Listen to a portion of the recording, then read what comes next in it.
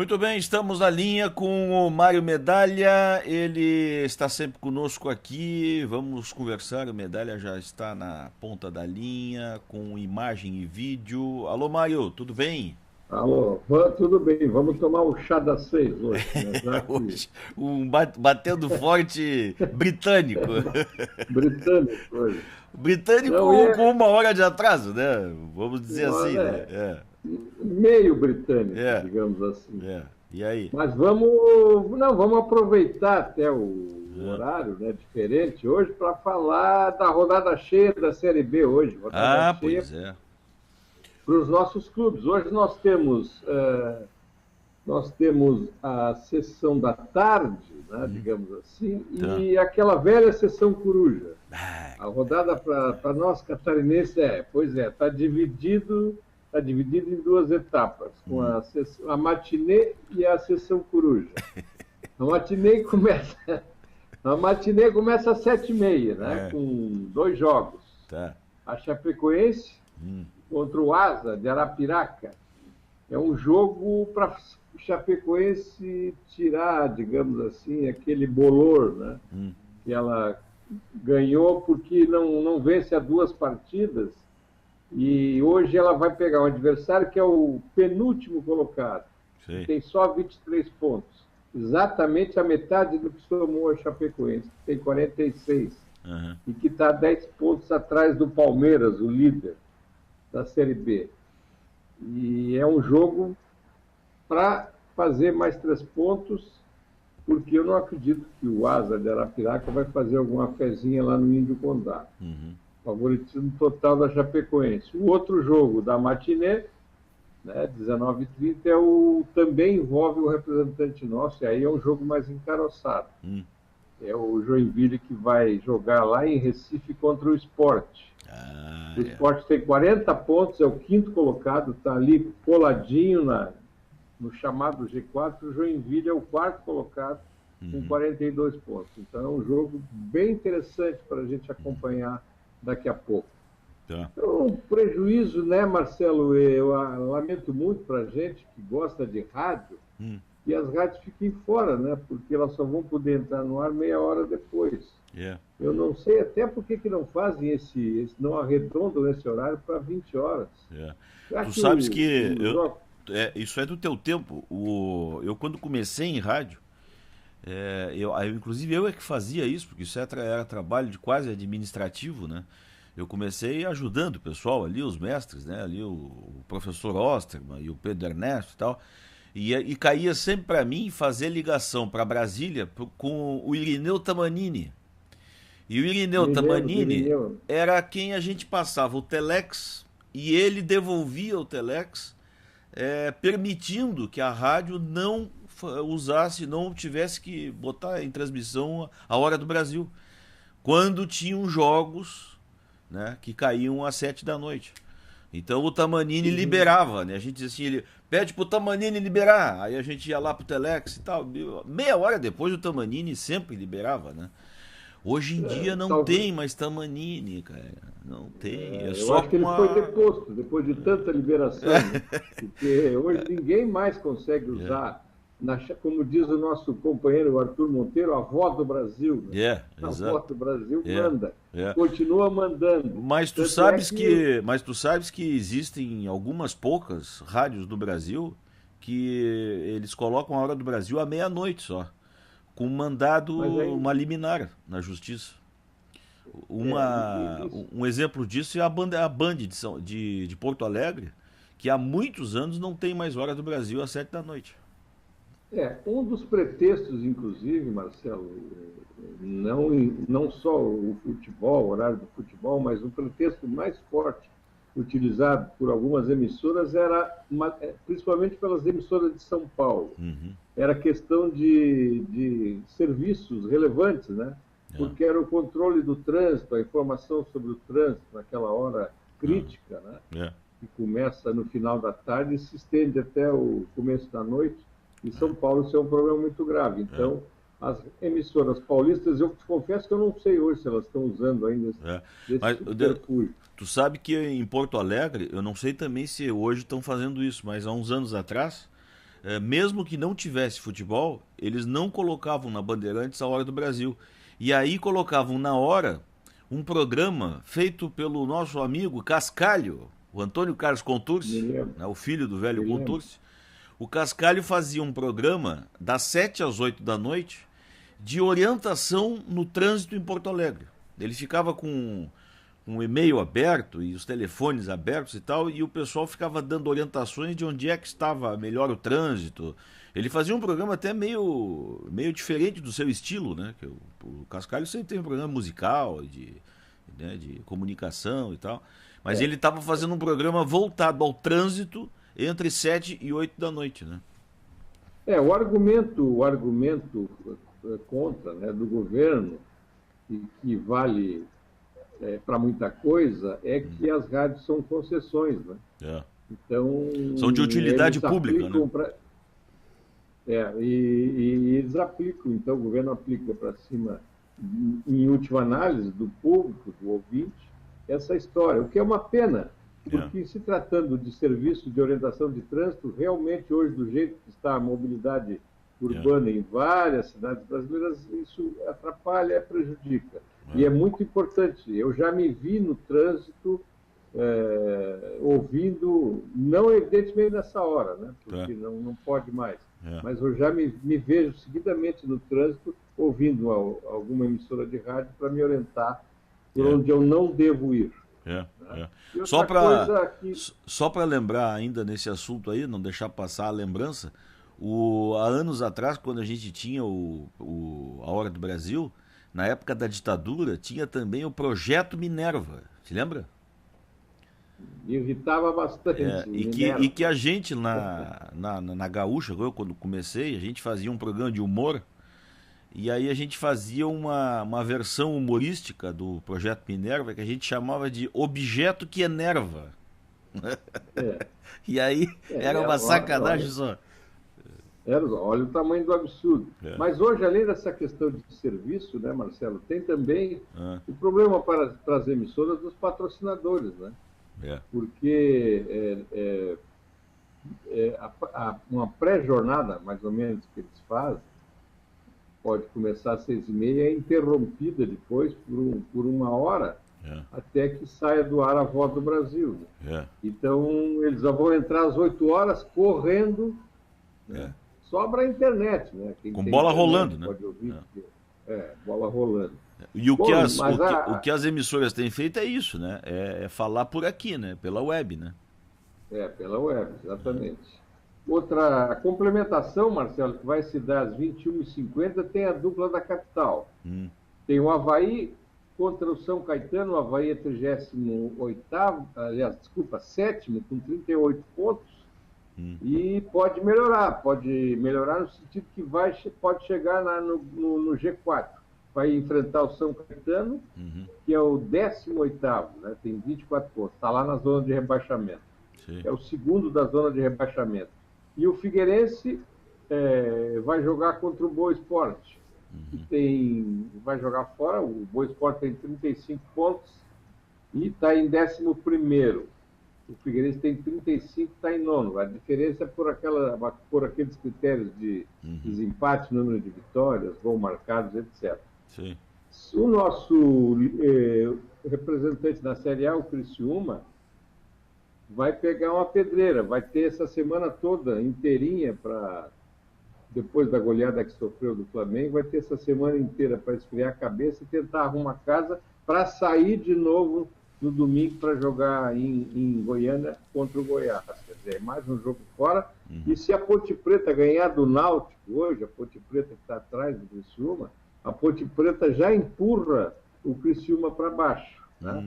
Mais para baixo. E situação que pode ficar pior ainda se o Criciúma não conseguir um bom resultado domingo, com o Goiás, que está precisando de reabilitação, porque perdeu em casa agora por 2-1 e precisa recuperar esses pontos perdidos em casa. Tem essa chance contra o nosso representante, o Criciúma. O que continua andando bem, Marcelo, para satisfação nossa, é aquele movimento dos jogadores, né? O Bom Senso Futebol Clube. Qual é o novo capítulo, hein?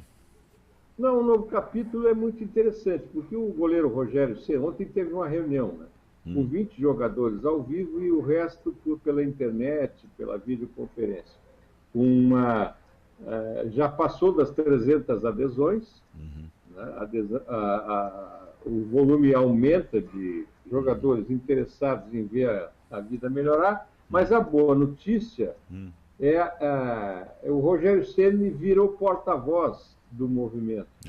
Por quê? Ah, Ele tem uma aposentadoria anunciada para o fim do ano, ele já está com 40 anos e não deve continuar jogando futebol. uhum. Ele já anunciou que quer parar no fim do ano e a boa notícia então é que ele virou porta-voz do movimento e ele tem muito peso, né, Marcelo? É. Perante E os é bom porque é um companheiros. cara esclarecido, né? Tem um bom raciocínio e tal. Ele é um cara esclarecido, é um profissional sério. Tá, Então isso ô dá muito Medalha, peso para o movimento. agora me diz uma coisa, até para relembrar o pessoal aqui, ou lembrar para quem não sabe. Os jogadores que estão aderindo a esse movimento, esse Bom Senso Futebol Clube, estão aderindo ao que exatamente? O que vai Não, acontecer? é, basicamente, Marcelo, é uma tentativa de melhorar o campeonato, o calendário brasileiro, Hum, através desse movimento. Primeiro, eles querem uma reunião na CBF, hum, com a cúpula da CBF, evidentemente, com o diretor técnico, para estudar esse assunto, para conversar sobre esse assunto. Diante do aumento de adesão, etc., é evidente que não vão todos, né, nem uma grande parte, vai uma comissão que será definida com os principais líderes, como o próprio Rogério Ceni, uhum, para conversar com a cúpula da CBF. A ideia, em princípio, Marcelo, hum, é mexer já no ano que vem. A CBF está justificando que isso é muito difícil com a realização, por causa da realização da Copa do Mundo. hum, Mas os jogadores não abrem mão de duas coisas, principalmente. hum, Férias de 30 dias, férias regulamentares, mas de 30 dias mesmo, né, sim. porque essas férias acabam sendo ceifadas, pelo menos uma parte delas, em Uhum, função justamente do calendário. E a outra coisa que eles querem é uma pré-temporada realizada com um prazo legal, eles têm um tempo para fazer uma preparação física mais próxima do adequado, né? uhum, E não começar assim como agora está previsto. O ano que vem, os jogos seriam, jogos dos campeonatos regionais começariam a partir do dia 12 de janeiro, o que é uma grande estupidez. Né? Mesmo com a desculpa da Copa do Mundo, a CBF não poderia, é uma questão até de humanidade. A uhum. CBF jamais poderia ter proposto uma imbecilidade dessa. É Tá, um negócio mas que não o tem. Medalha, me diz uma coisa. Eu também acho isso aí, não tem nem cabimento. Mas qual é a alternativa para isso com a realização da Copa do Mundo? Diminuir, por exemplo, as datas dos campeonatos regionais. Mas aí Na verdade, teriam menos é que tem jogos. como? Nós ficaríamos com menos jogos. Teria que haver um jeito de aproveitar melhor, porque acontece até, Marcelo, às Ah, vezes, nos campeonatos regionais, jogos de domingo a domingo, entendeu? O ah, meio de semana fica vazio, sei. não é? Então, tem que melhorar e dá para fazer uma adaptação, pelo menos para 2014. E aí sim, Mas 2015, fazer uma grande. tu acha que dá para fazer essa adaptação sem diminuir o número de participantes? Dá para fazer. Os próprios jogadores já estudaram isso.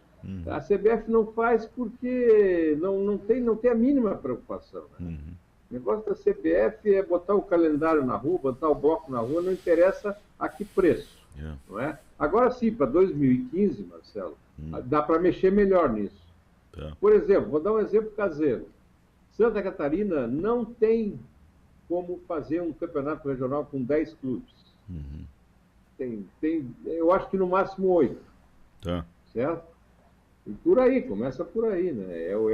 É um dos caminhos que podem ser trilhados por esse pessoal. Vai ter que haver um consenso, evidentemente, mas a discussão, para mim, já é muito boa. Tá. A simples abertura desse assunto, né? E tem gente de peso aí para mexer nisso, o Rogério Ceni, o Romário, que é deputado federal, que tem uma bronca terrível da CBF, todo mundo sabe disso. Não é? Então, eu acho que dá para mexer nisso com critério, sem fazer nenhuma loucura. Loucura é o que é feito agora, né? Mas o ano que vem é um ano complicadíssimo, tem Copa, tem eleição na CBF, enfim, isso aí vai ter que mudar de alguma forma. Um pouco já em 2014, dá para fazer uma pequena adaptação, e o resto aí sim, mexer para valer a partir de 2015. E sabe que com esses últimos acontecimentos envolvendo treinadores, né, sabe que tem dois que estão na berlinda, né? Um é o Dunga, o outro é o Tite. Eu me lembrei, sabe de quem? Do Otto Glória, o português Otto Glória. Eita, treinou, trabalhou no Brasil, treinou o Grêmio, era uma figura... Eu cheguei a pegar ele quando eu era criança ainda. Não, tu era criança, eu já era encrencado com o Otto Glória. Né? Quando ele treinou o Grêmio, uma vez eu arrumei uma encrenca por causa de uma brincadeira que eu fiz na Zero Hora. Sim. Aquelas coluninhas de tópicos. Aquelas assim, rapidinhas, né? Tá. Aquelas rapidinhas, meio engraçadas, ou meio tristes, enfim, ou meio exóticas. Eu fiz uma brincadeira que o Otto Glória, num jogo lá em Novo Hamburgo, comentou com um repórter da Guaíba na época, se eu perder aqui hoje, vocês vão ter que arrumar emprego para mim. Aqui eu estava de costas, encostado num alambrado, assim, enquanto o Grêmio fazia o aquecimento, aquilo anotei na hora. Né? Tá. Claro. E saiu na Zero Hora no outro dia. Rapaz, o português virou uma fera. Não queria mais dar entrevista. Isso fez aí, um banzé danado. Teve que haver uma intervenção da Associação Gaúcha de Jornalistas Esportivos. Foi um bafafá danado. E eu quieto, na moita. Claro. Não fui eu. Claro. Mas aí, o que eu me lembrei do Otto Glória é o seguinte, cara. Ele tinha uma frase, né, falando essa coisa de derrubar a treinadora a toda hora, né, ele dizia assim: se o técnico ganha, é genial. Tá? E se perde, é bestial. Ele tinha essa frase no bolso. Porque isso é da cultura do futebol. E boa frase, né? Boa frase, é isso mesmo. Não, boa frase. Boa frase. Então, o Otto Glória, quando falava nisso, ele jogava essa frase. As coisas, por enquanto, estão assim, em relação a esses dois treinadores, estão meio esperando. Eu não sei se o Inter perder para o Vasco na quinta-feira, se o Dunga fica. Sabe como é? Ele está naquela etapa do prestigiado. Olha, hoje, antes de ir pro ar, claro, eu não posso fazer isso no ar.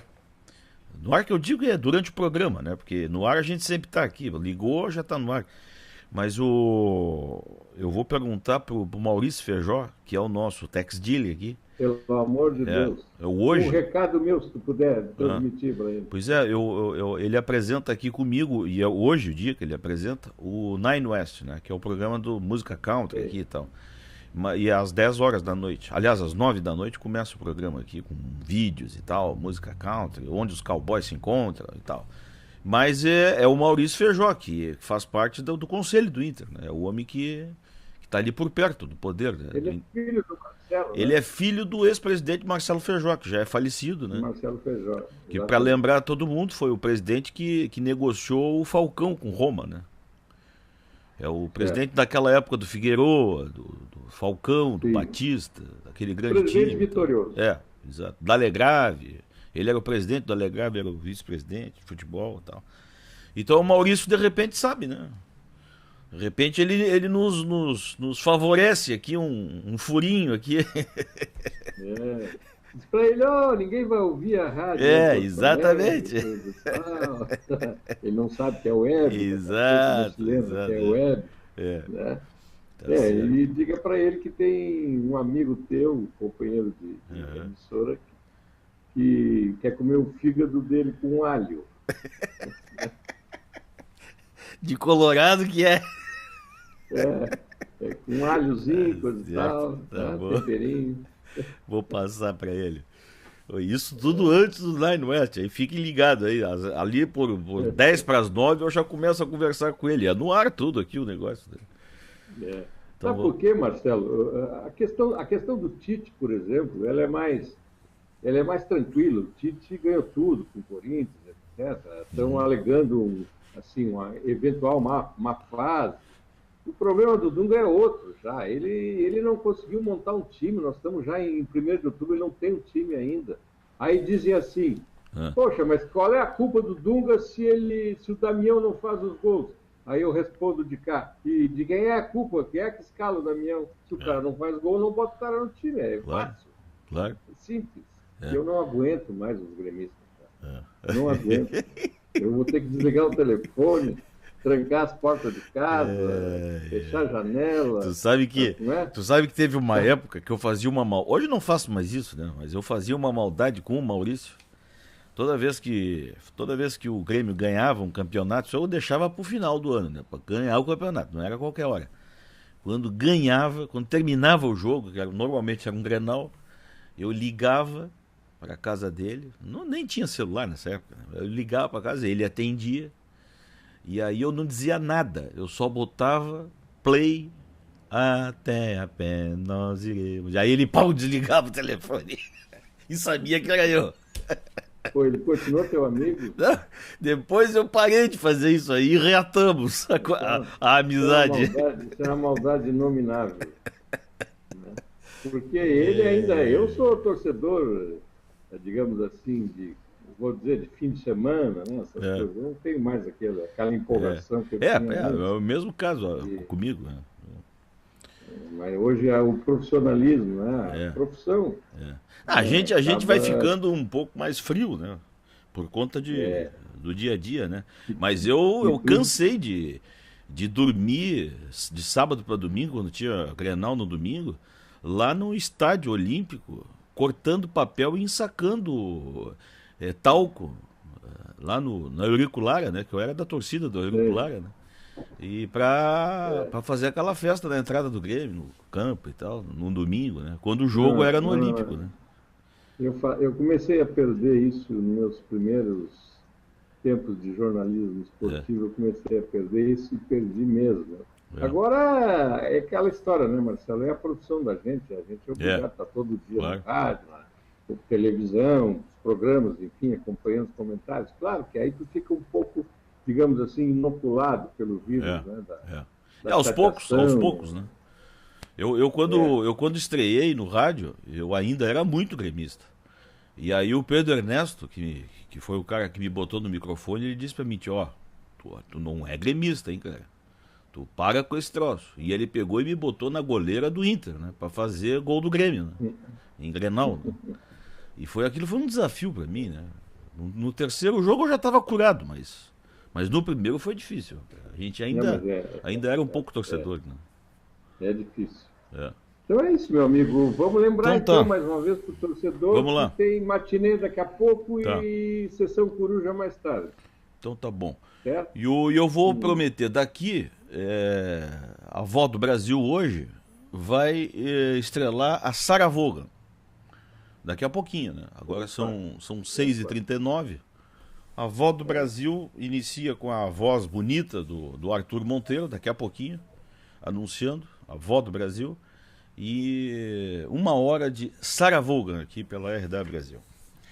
Olha, Marcelo, falando em jazz e música, eu vi uma parte de um programa na Globo News hoje. Eles têm um programa chamado Brasil, Viva Brasil, né? Não me lembro exatamente o nome. É um filme sobre coisas do Brasil. Sim. Um programa sobre coisas do Brasil. Rapaz, uma cantora de jazz lá em Belo Horizonte, uma banda maravilhosa, e ela maravilhosa. Ela tem a cara, porque ela é filha de chinês, mas ela é brasileira. Sim. Eu nunca tinha ouvido falar nela, cara. Como eu peguei o bonde andando, né, a matéria já quase no fim. Mas e cantando músicas em português? Não, cantando jazz. Ah, tá. Não, porque tu sabe que é isso é que me instiga, é achar cantores, compositores, enfim, músicos de jazz que cantem o jazz brasileiro, porque existe muito jazz brasileiro em português, né? E a gente fica com a ideia de que o jazz é uma coisa americana, e é americana, né? Mas há uma tradução e uma versão e um entendimento todo nosso também, né? Não, mas é o nosso oásis, né, Marcelo? Com Os certeza. sertanejos da vida e essa coisa que hoje invadiu televisão, rádio, tudo. Eu vou te dizer que eu te diria o seguinte, eu gosto de tudo que é música, agora coisa bem feita. Até, por exemplo, o sertanejo, música caipira, eu adoro música caipira, a viola moda de viola. Mas aí vamos separar, né? Tem gente, alguém um dia perguntou, eu falei isso, e alguém um dia perguntou assim, mas tu gosta de Tonico Tinoco? Tu gosta? Tonico Isso Tinoco. é música caipira, é música de raiz. Exato, né? exato. É música autêntica, não é essa fajutice que a gente é obrigado a aturar hoje. O programa da Inesita, na TV Cultura, é uma beleza. Inesita Barroso. O Rolando Boldrin. Rolando Boldrin também é outro. Esses dias programas maravilhosos. Esses dias até eu gravei um pedacinho e passei aqui, porque são raridades, né? Então tá. Seu Mário, vamos então falar amanhã desta rodadaça aí. Vamos. Amanhã estaremos apostos. Se eu não tiver nenhuma, eu tenho uma encrenca matinal. Eu tenho que entregar um projeto até quinta-feira de manhã mas eu acho que talvez às 2 eu já esteja livre. Então tá. Se não tiver, eu te aviso. Então tá. Tá bom, seu Mário, até amanhã. Até amanhã, um grande abraço. Este é o Mário Medalha, que sempre está conosco aqui no nosso Batendo Forte, que é o nome do blog do Mário Medalha, que inspirou a sua participação aqui na RW Brasil. Voltamos amanhã.